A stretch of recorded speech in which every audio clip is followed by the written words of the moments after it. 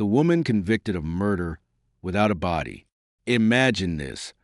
A woman in Texas was sentenced to life in prison for murder, but there was nobody, no crime scene, no witnesses, and not a shred of physical evidence. Still, she was convicted.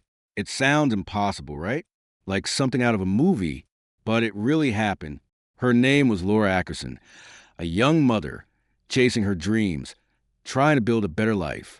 Then one summer, she simply vanished. Police searched. Days turned into weeks. Nothing. No blood. No trace. Not even a piece of clothing. It was as if Laura had been erased from the earth. But investigators had a theory. And that theory had one name attached: Clara Harris.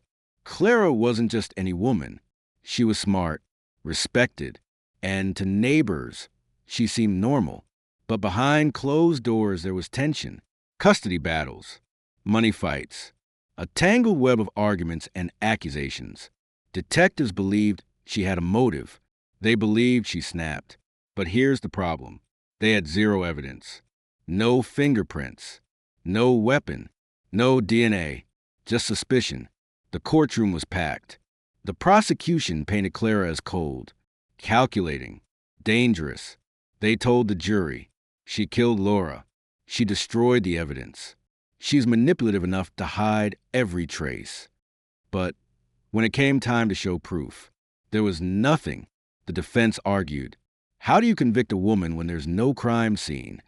How do you call it murder when you can't even prove the victim is dead? The jury listened.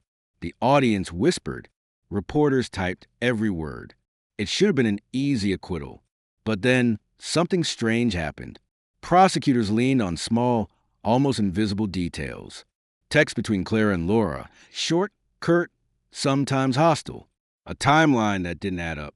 Neighbors who said they heard noises but couldn't say what kind. And then the most shocking piece. A friend claimed Clara once said, if Laura disappeared, the world would be better. It wasn't proof. It wasn't even close. But the prosecution used it like a weapon. They turned rumors into a narrative, speculation into certainty. The jury bought it. The room went silent. The jury foreman stood. We, the jury, find defendant guilty. Gasps. Tears. Clara stared straight ahead, her face pale, her hands shaking.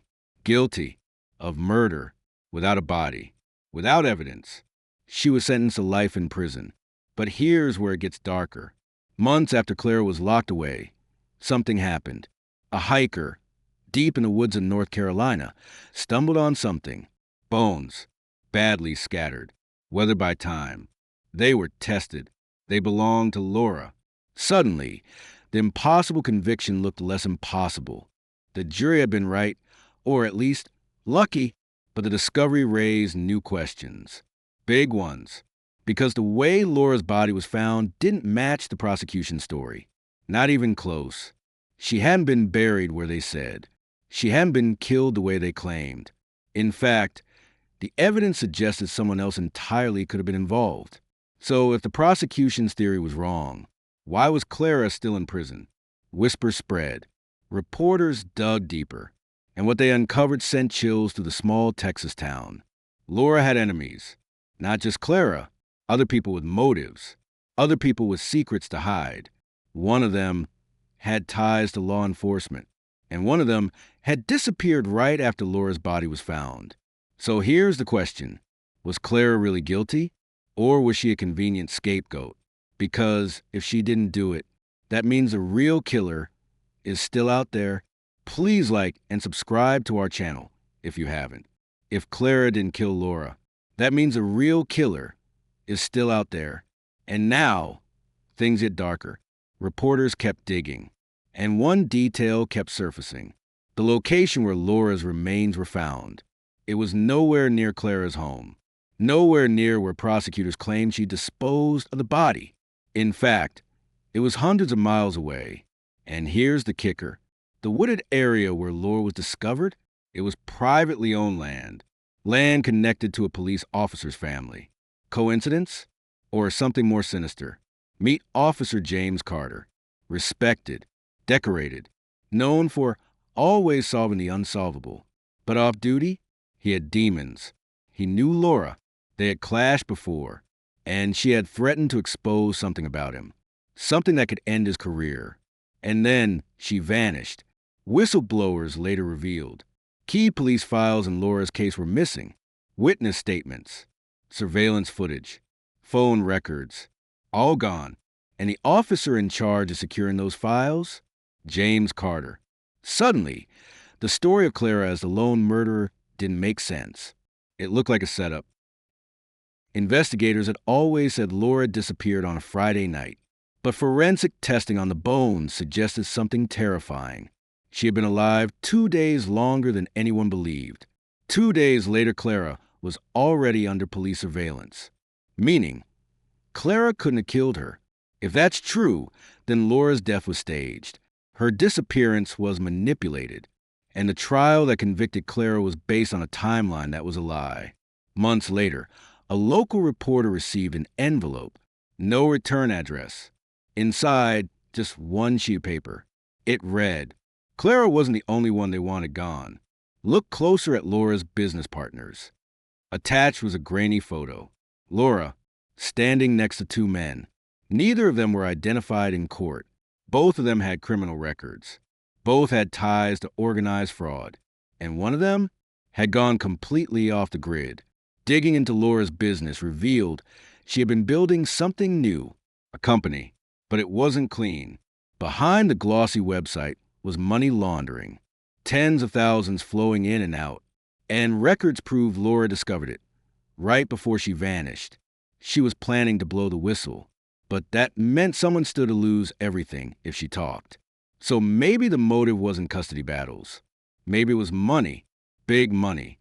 In 2016, 3 years after Clara's conviction, a man sat in a jail cell states away, serving time for unrelated fraud.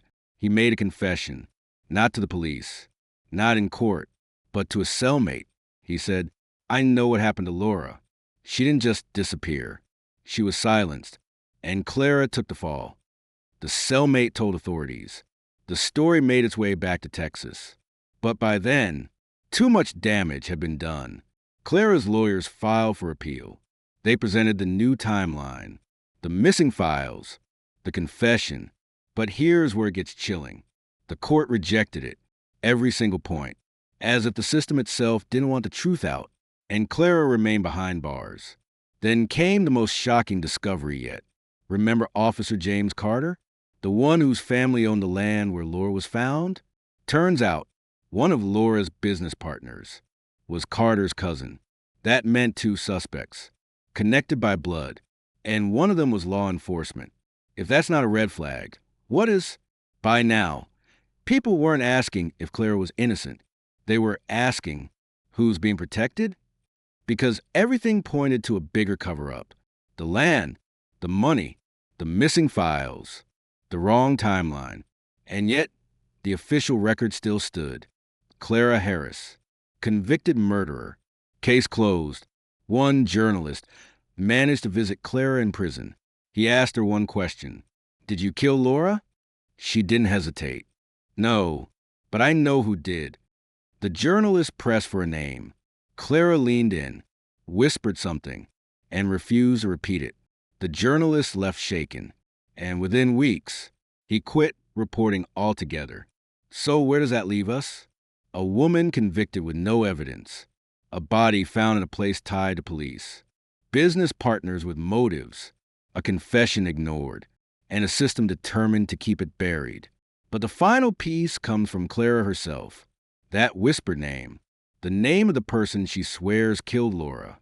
In the next part, we uncover who that person is. And why exposing them could destroy more than just a case. Because if Clara is telling the truth, the killer isn't just free. The killer is powerful, protected, and still watching. Please like and follow us for the next part and other intriguing stories.